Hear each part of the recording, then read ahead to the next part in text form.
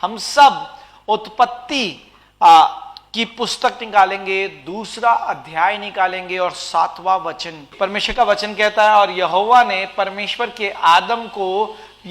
परमेश्वर ने आदम को भूमि की मिट्टी से रचा और उसके नथनों में जीवन का श्वास फूंक दिया और आदम जीवता प्राणी हो गया। इसके बाद हम एक और वचन पढ़ेंगे मेरे प्रियजनों, उत्पत्ति दूसरा अध्याय वचन 18। फिर यहोवा परमेश्वर ने कहा, आदम का अकेला रहना अच्छा नहीं, उसके लिए एक ऐसा सहायक बनाऊंगा जो उससे मेल खाए। हालेलुया। देखिए, परमेश्वर, बाइबल बताती है कि सबसे पहले आदम की रचना परमेश्वर ने भूमि की मिट्टी से करे और उसके कुछ क्षण के बाद परमेश्वर को आभास हुआ और परमेश्वर ने कहा अच्छा नहीं कि आदम अकेला रहे, और परमेश्वर ने आदम का सहायक जो उससे मेल खाए, एक आदम में से उसकी हव्वा बनाई। Hallelujah, praise the Lord. पर एक वचन जो आज मैं आपको बताना चाहता हूं, जो सबसे जरूरी है मेरे प्रियजनों, अगर हम उत्पत्ति दूसरा अध्याय पढ़ते हैं तो हमें पता चलता है कि पहले आदम की रचना करी गई, उसके बाद हव्वा की रचना करी गई। पर आइए उत्पत्ति 1 हम एक साथ पढ़ते हैं और उसके बाद हमें एक अनोखी बात पता चलती है। आइए मैं आपको आज बाइबल से उस अनोखी बात के विषय में प्रकाशन देता हूं। उत्पत्ति 1 वचन 26 से 27। फिर परमेश्वर ने कहा, हम मनुष्य को अपने स्वरूप के अनुसार अपनी समानता में बनाएं और वे समुद्र की मछलियों और आकाश के पक्षियों और घरेलू पशुओं और सारी पृथ्वी पर और सब रेंगने वाले जंतुओं पर जो पृथ्वी पर रेंगते हैं अधिकार रखें।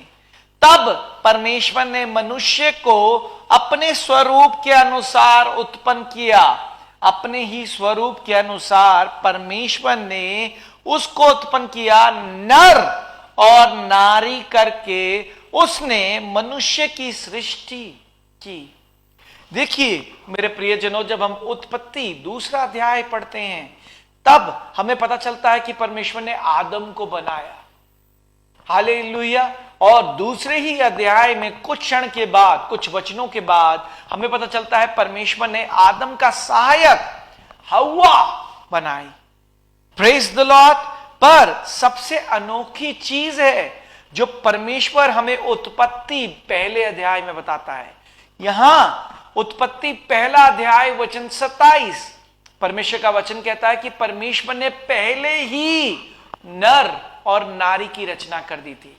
पर यह नर और नारी की रचना उत्पत्ति दूसरे अध्याय से अलग क्यों थी?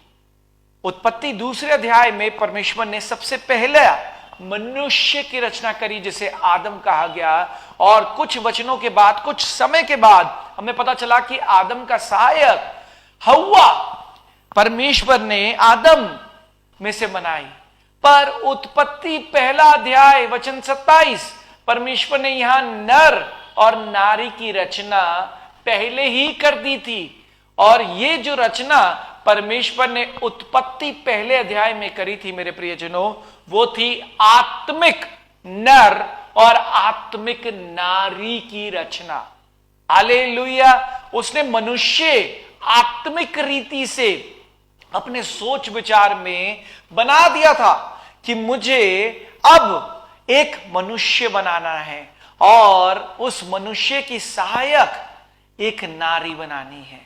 पर उत्पत्ति दूसरे अध्याय में वो समय आया कि जब वैसे असलियत में परमेश्वर ने एक मनुष्य को बनाया और उस मनुष्य की सहायक उस नारी, उस हव्वा को बनाया।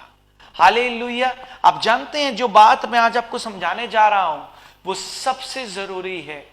जो भी हमारे जीवन में घटता है वो पहले आत्मिक रीति से घटता है।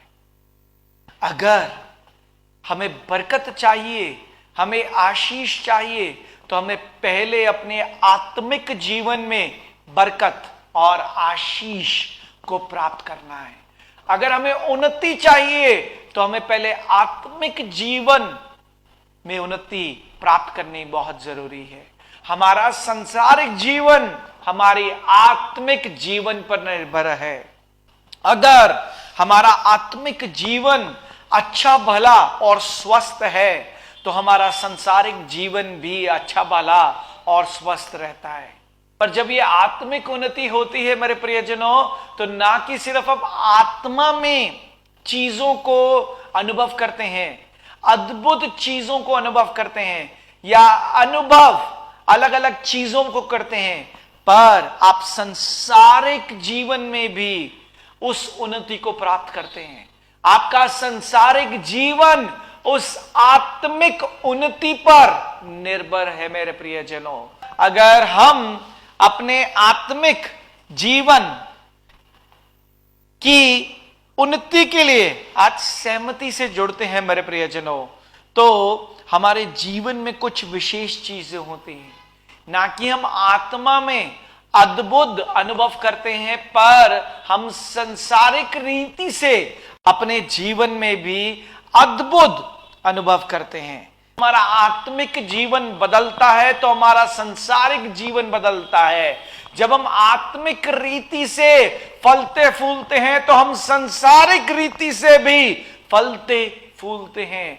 जब हम आत्मिक रीति से अंधकार की ताकतों पर उस ज्योति के द्वारा जयवंत पाते हैं तो हम संसार में भी कलेशों, दुख, परेशानी और बीमारियों से जयवंत हो जाते हैं, जय पाते हैं।